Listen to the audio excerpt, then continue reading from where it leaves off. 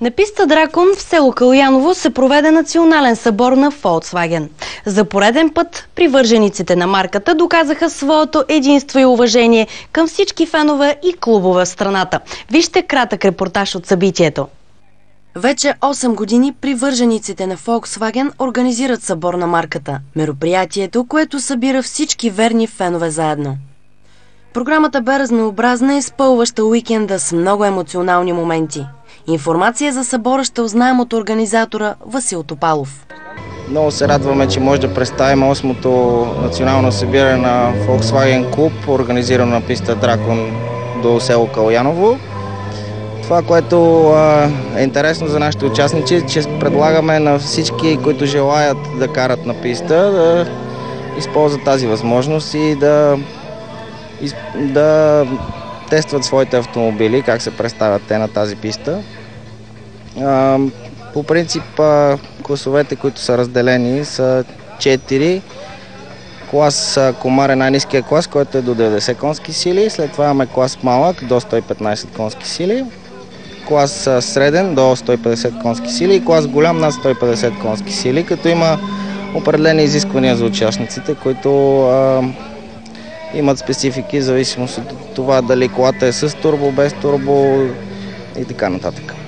Наблюдаваме в момента, че всеки от участниците е нареден до автомобила си. Какво се случва? В момента се случва нещо много интересно. Всяка година на всяко едно от нашите мероприятия ние организираме снимки, както и всеки месец имаме конкурс за най-добра снимка във форума, понеже желаеме да направим календар за нашите фенове на Volkswagen. И в момента се организира заснемане на всеки един участник заедно с автомобила си, като евентуално може да включим някои от тези снимки в нашия календар за следващата година. Като организатори, какви са вашите наблюдения? Има ли по-голяма посещаемост на този род събития през годините? Ами, не мога да кажа, че имаме по-голяма посещаемост. Посещаемостта е горе-долу същата, каквато е миналата година, но за сметка на това колите са доста по-подготвени и хората вече знаят какво могат да очакват и идват настроени с желание да карат. След 15-минутното свободно каране, което бе основна част от програмата на мероприятието, се определиха 4-те най-добри времена, които се бориха за първите 3 места. В клас Комар победител стана Иван Иванов. В клас Малък Любомир Маджаров грабна първото място. В клас Среден Камен Матеев се класира първи, а Борислав Петров бе призьорът в клас Голям. Първо място в клас Голям очаквано ли беше? Определено беше очаквано. Имаше доста сериозна конкуренция, която очаквах да се появи. Тя се появи, но за съжаление лоши технически проблеми ги извадих от цялото състезание. Имаше ли много състезатели в този клас?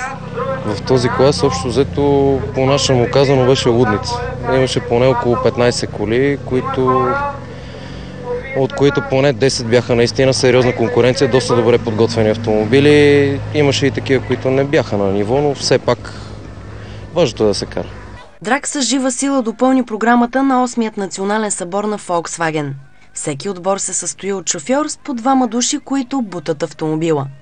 Отборът на Мама Тим днес спечели доста награди, както и състезанието по жива сила.